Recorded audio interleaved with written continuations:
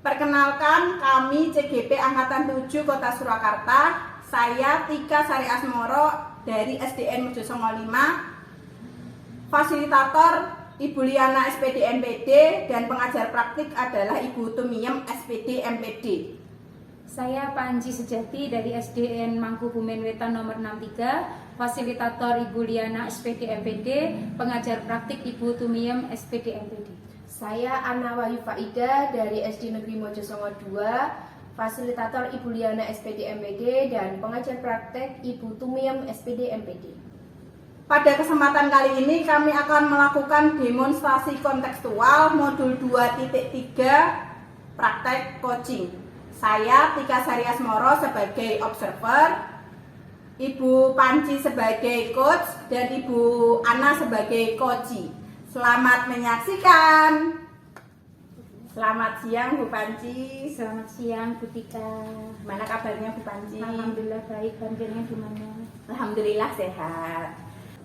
Oke, hari ini kita akan melakukan praktek coaching dengan Ibu siapa nanti coachingnya Bu? Ya, saya akan melakukan praktek coaching dengan Ibu Ana. Ya, Ibu Ana. Sebelum coaching boleh saya bertanya-tanya dulu Bu Panji? Boleh. Oke. Pertanyaan yang pertama, apa rubrik penilaian percakapan coaching yang Ibu lakukan? Untuk rubrik penilaian yang saya lakukan adalah sesuai dengan alur Tirta. Ya, alur Tirta di sini adalah tujuan, kemudian identifikasi, rencana, dan tanggung jawab. Begitu, Bu. Oke, untuk pertanyaan berikutnya, kompetensi coaching apa yang ingin Ibu Panji kembangkan? Kompetensi coaching yang ingin saya kembangkan di sini adalah mengajukan pertanyaan berbobot. Ya, berarti yang akan ditingkatkan itu mengajukan pertanyaan berbobot gitu ya Bu ya. Kemudian indikator ketercapaian dari tujuan pengembangan yang ingin dilakukan apa? Indikator ketercapaian dari kompetensi yang ingin saya kembangkan adalah dengan cara mencatat atau mengingat kata kunci apa yang disampaikan oleh coachee sehingga saya mampu mengajukan pertanyaan-pertanyaan berbobot. Oke, semoga nanti Bu Panji dalam melakukan praktek coaching dapat melakukan sesuai yang Bu Panji inginkan dari Bu Panji kembangkan, gitu nggih? Silakan. Selamat siang Mbak Ana. Selamat siang Mbak Panji. Apa kabarnya? Alhamdulillah sehat. Gimana kabar Mbak Panji? Alhamdulillah saya juga sehat. Hari ini kita akan mengobrolkan apa ya, Mbak? Hari ini kita akan ngobrol. Saya itu punya masalah Mbak. Jadi selama setahun ini kan saya mengajar kelas 1 itu keterampilan membaca anaknya masih rendah. Kemudian apa tujuan dari percakapan kita hari ini? Ya, yang saya harapkan dalam obrolan kita pada siang hari ini saya bisa menemukan sebuah ide untuk menemukan sebuah model pembelajaran yang paling cocok untuk meningkatkan keterampilan membaca permulaan anak kelas 1 Mbak Panji. Jadi dari tadi keterampilan baca yang kurang, kemudian panjenengan ingin menemukan sebuah model pembelajaran yang baik gitu ya. Kemudian kesempatan apa yang Mbak Ana miliki agar tujuan itu dapat tercapai? Kan ini saya sebagai guru kelas 1, insya Allah mungkin nanti tahun depan juga masih sama. Saya ingin sebagai seorang guru itu bisa memaksimalkan kemampuan anak dan keterampilan anak membaca itu bisa meningkat begitu, Mbak Panji. Jadi di sini keterampilan baca anak di kelas Mbak Ana itu kalau diibaratkan katakanlah level 10 itu adalah yang sudah dikatakan terampil dalam membaca. Kondisi di kelas Mbak Ana itu pada level berapa? Jadi sangat beragam juga. Di kelas saya itu kan muridnya itu ada 23. Itu sebagian besar itu anak itu memang ada yang sudah bisa membaca Mbak. Jadi levelnya mungkin di angka 8, 9 itu ada. Tetapi hampir separuh itu ada di level 5. Jadi mereka itu ada yang sudah mengenal huruf tapi nanti menggabungkan kata-katanya masih susah, nanti ada juga yang sama sekali belum mengenal huruf. Jadi ada sebagian besar yang di level 5, bahkan ada yang menurut saya itu ada di level 3. Makanya saya ingin meningkatkan keterampilan itu gitu. Jadi di sini keterampilan bacanya bahkan ada yang masih di level 3 gitu ya. Nah, kemudian di sini kekuatan Mbak Ana, kekuatan apa yang dimiliki oleh Mbak Ana untuk mencapai tujuan tersebut? Kan dengan untuk mencapai tujuan itu kan tentu saja saya harus melakukan sebuah proses ya. Kekuatan yang saya miliki itu nanti saya bisa berkolaborasi dengan orang tua murid. Jadi dengan bapak ibu mereka di rumah nanti bisa saya koordinasikan supaya juga membantu saya untuk mencapai tujuan saya itu. Dari apa yang sudah panjenengan rencanakan atau kekuatan yang Anda miliki, kira-kira apa ya yang nanti menjadi hambatan atau gangguan yang dapat menghalangi tujuan tersebut? Mungkin juga banyak ya hambatan yang akan saya alami ya Mbak ya. Bisa dari lingkungan rumah ataupun dari lingkungan sekolah. Kalau dari lingkungan rumah tentunya ada beberapa orang tua yang mungkin terlalu sibuk, jadi mungkin tidak bisa mendampingi anak-anak mereka secara maksimal. Jadi mereka pasrah ke guru di sekolah. Kemudian kalau di sekolah itu mungkin masalah waktu ya Mbak. Kalau kelas 1 itu kan jam 12 sudah pulang. Jadi di sekolah itu memang sangat terbatas. Kalau ketika orang tua murid itu menyerahkan semua kepada guru, itu guru juga tidak sanggup karena waktunya itu memang lebih banyak di rumah. Jadi hambatannya mungkin di masalah waktu. Jadi menurut Mbak Ana adalah hambatan di sini adalah masalah waktu, apalagi orang tua yang memasrahkan anaknya begitu ya, memasrahkan anaknya sepenuhnya kepada sekolah. Lalu apa solusi yang Mbak Ana tawarkan gitu? Ya nanti solusinya itu saya ingin mencari sebuah model yang paling tepat atau yang paling optimal untuk bisa meningkatkan keterampilan membaca permulaan anak itu. Jadi saya ingin menemukan sebuah model yang paling cocok untuk anak-anak di kelas 1 gitu. Lalu rencana aksi apa yang akan Mbak Ana lakukan untuk di sini tadi berupa model begitu ya? Tolong dijelaskan rencana aksi apa yang akan Mbak Ana lakukan.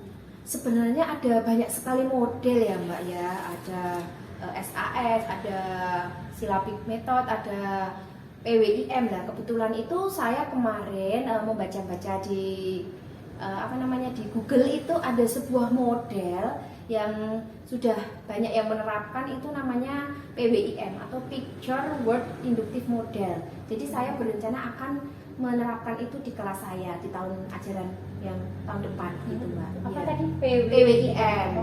Bisa dijelaskan apa itu PWIM? Oh iya, jadi PWIM itu guru memakai atau menggunakan sebuah gambar yang besar. Nanti misalnya temanya atau babnya itu tentang hewan ya, nanti memilih gambar hewan yang besar itu nanti ditempel di depan. Nanti anak-anak suruh mengamati gambar yang ditempel oleh guru itu, kemudian nanti guru menarik. Jadi tadi gambar hewan itu nggak cuma satu hewan, jadi kayak misalnya ada kucing, ada ayam, ada sapi, itu nanti guru menarik garis lurus dari gambar itu, kemudian ditarik garis, kemudian diberi kata apa itu, misal sapi ya, nanti di sampingnya itu diberi tulisan sapi lah. Nanti anak-anak itu setelah mengamati gambar dan nanti akan diarahkan ke pengenalan kata-kata yang sesuai dengan gambar. Jadi mengidentifikasi kata dari gambar yang mereka amati begitu. Luar biasa sekali ya rencananya. Kemudian dari strategi yang sudah dilakukan, yang akan dilakukan Mbak Ana ini, kira-kira kapan akan dilakukan dan kira-kira membutuhkan jangka waktu berapa lama sehingga keterampilan anak ini mencapai level yang Mbak Ana inginkan? Kalau penggunaan model tadi kan tentu saja saya berarti di mata pelajaran bahasa Indonesia ya. Ini akan saya terapkan secepatnya Mbak. Nanti di tahun ajaran sekalian di tahun ajaran depan. Jadi ini kan sudah mencapai akhir tahun, nanti sekalian aja di awal tahun itu sudah saya pakai PWIM itu. Nah nanti jangka waktunya tentu saja menyesuaikan dengan kan itu masuk ke jam pelajaran bahasa Indonesia. Jadi nanti seminggu itu kan 3 hari, nanti dimaksimalkan. Nah nanti kita lihat selama misal 2 minggu atau 3 minggu itu nanti kita lihat perkembangannya gitu. Jadi diharapkan jadi ini kan karena di akhir, jadi panjenengan tidak bisa melakukannya sekarang ya, karena waktunya sudah tidak memungkinkan. Kemudian akan mulai dipraktekkan untuk anak murid di tahun berikutnya gitu. Kemudian komitmen apa yang Mbak Ana lakukan agar tujuan ini tercapai? Komitmen saya tentu saja saya akan mencari banyak referensi juga nanti supaya model PWIM ini saya terapkan di kelas itu sudah bisa sesuai dengan apa yang saya harapkan misalnya, dan itu bisa bermanfaat untuk anak didik saya. Itu nanti berarti komitmen saya akan berusaha menyiapkan rencana sematang mungkin sebelum saya terapkan di kelas gitu. Kira-kira siapa saja nanti yang akan terlibat di dalam proses rencana aksi yang panjenengan lakukan? Nanti orang-orang yang terlibat itu tentu saja selain saya sebagai guru, nanti orang tua murid juga akan saya berikan pengarahan. Misalnya nanti di sekolah diterapkan PWIM, nanti misalnya saya berikan tugas atau PR gambar, nanti di rumah anak-anak menarik garis ini gambar apa, nanti otomatis saya harus berkolaborasi dengan orang tua murid di rumah. Biasa. Ya memang di sini karena tidak hanya tanggung jawab kita sebagai guru saja ya, jadi kita tetap melakukan kolaborasi dengan orang tua begitu. Kemudian untuk apa yang kita bicarakan hari ini sudah memasuki di sesi akhir. Saya di sini mau bertanya apa yang Mbak Ana rasakan setelah ada di sesi akhir dari coaching hari ini.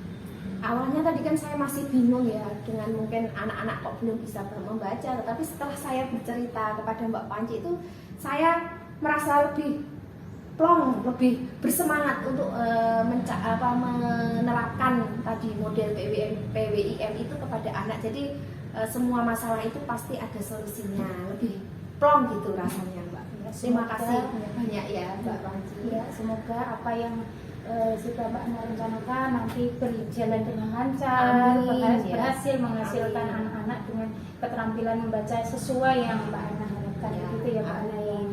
Sampai ketemu lagi di pertemuan berikutnya, mungkin untuk kedepannya kita bisa ngobrol-ngobrol. Iya, terima kasih ya Mbak Panci ya. Baik Bu Panci, setelah saya mengamati coaching yang Ibu Panci tadi lakukan, ada beberapa pertanyaan yang ingin saya tanyakan. Yang pertama, apa yang sudah dilakukan pada saat melakukan coaching tadi yang menjadi indikator ketercapaian pengembangan yang diinginkan? Jadi yang dari praktek coaching yang sudah saya lakukan sudah sesuai dengan alur Tirta, pertanyaan yang saya ajukan sudah sesuai dengan tujuan, identifikasi, kemudian rencana aksi dan tanggung jawab. Ya, baik, berarti sudah sesuai dengan alur Tirta ya. Tadi Bu Panci tadi selama coaching juga saya perhatikan itu sudah mengajukan pertanyaan berbobot. Bu Panci sudah menggali masalah yang koci alami, yaitu Bu Ana tadi ya, yaitu mengenai keterampilan membaca permulaan ya. Nah itu sehingga koci juga dapat menemukan ide untuk mengatasi masalahnya, gitu gitu. Kemudian kompetensi apa lagi yang ingin dikembangkan berdasarkan hasil melakukan coaching yang sudah Ibu lakukan tadi? Untuk kedepannya kompetensi yang ingin saya kembangkan adalah mendengarkan aktif Ibu. Iya. Ya oke. Semoga nanti saya bisa berkesempatan lagi untuk melihat Ibu Panci melakukan coaching dengan mengembangkan keterampilan mendengarkan aktif. Baik, terima kasih Bu Panci, terima kasih atas waktu yang sudah meluangkan waktu untuk melakukan proses coaching ini. Sampai jumpa di lain kesempatan.